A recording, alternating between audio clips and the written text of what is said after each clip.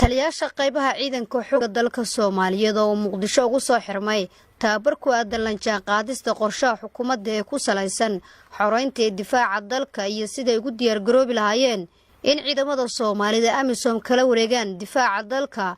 ayaa waxaa kulan muhiim ah la qaatay ra'iisul wasaaraha xukuumadda federaalka Soomaaliya Mudane Xasan Cali Khayre. ra'iisul wasaaraha xukuumadda federaalka Soomaaliya Mudane Xasan Cali Khayre ayaa warbixino ku saabsan xaaladda ciidanka ku sugan qaybaha dalka ka dhageystay taliyaasha kuwa oo rajo geliyay ra'iisul wasaare Khayre. waxaana kulanka goobjoog ka ah wasiirka gaashaandhigga, wasiiru dawlaha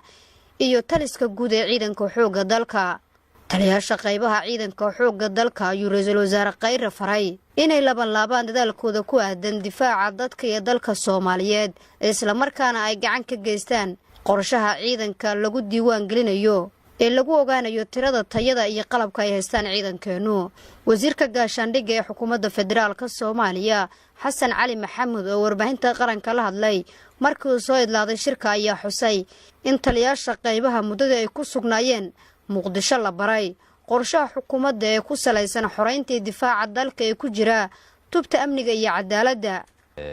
taliska guud uu horeeyo taliyaha ciidanka xoogga dalka Soomaaliyeed, abaanduulaha ciidanka xoogga dalka Soomaaliyeed iyo taliyaasha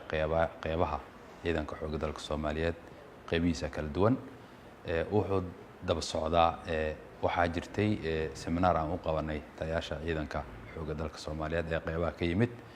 kaasoo ahaa in maadaama reform lagu sameeyay ciidamada xoogga dalka Soomaaliyeed ay cusub yihiin dhamaantooda in ay la jaan qaadaan qorshe hooleedka iyo halbeegyada xukuumadda ee u yaala ay ka mid yihiin tubaha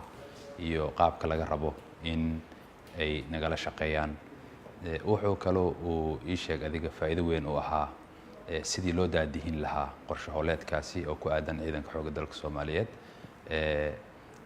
ilaa uu gaaro taliska qaybta ururada iyo uu gaaro ilaa hurun qaabkii channelkii aan ku wada shaqeyn lahayn, information sharing aan ku sameyn lahayn. sidoo kale taliyaasha qaybaha iyo taliska ciidanka xoogga dalka Soomaaliyeed waxay ka qayb qaateen ama kulamo la qaateen AMISOM oo iyadana sidoo kale howlgalladii transitional plan kala guurkii sidii ay u wada shaqeyn lahaayeen AMISOM qaybaha degan iyo talsiyadeena qaybaha taliyaashooda qaabkay u wada shaqeyn lahaayeen. iyo wuxuu ahaa in dardargelin adag ciidanka xoogga dalka Soomaaliyeed lagu sameeyo sidii dalka loogu xoreyn lahaa qoladana badiidka runtii ummadda Soomaaliyeed dhibaatada ba'an gaarsiiso. waxaan aad iyo aad marka ugu faraxsanahay in ra'iisul wasaaraha xukuumadda oo maanta fikirkiisa iyo aragtidiisa nagu beeriyo. sidoo kale madaxweynaha waa la kulannay fikirkiisa aragtidiisa oo kale oo nagu beeriyay. guud ahaan waxay runtii guul weyn ay u tahay ciidamada xoogga dalka Soomaaliyeed iyo wasaaradda gaashaandhigga ee Jamhuuriyadda Federaalka Soomaaliyeed in si wada jir ah madaxweynihii, ra'iisul wasaarihii, wasiirkii gaashaandhigga iyo taliyaha ciidanka xoogga dalka iyo talis qaybyada inay hal fikir ay ka wada qaataan sidii ciidanka dib u dhis loogu sameyn lahaa. runtii meel fiican ayaan soo gaarnay. waxaa sidoo kale gabagaba aan ku maraynaa in la diiwaan geliyo ciidamada xoogga dalka Soomaaliyeed runtii aan filayo qaybta 12 Abriil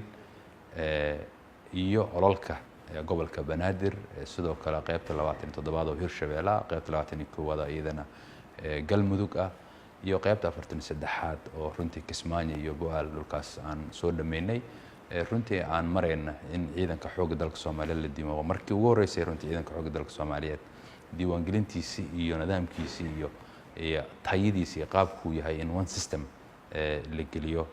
runtii maantana aan soo gaarnay 80% inaan diiwaan gelino ciidamada xoogga dalka Soomaaliyeed. Nasra Bashiir Cali, warbaahinta qaranka, Muqdisho.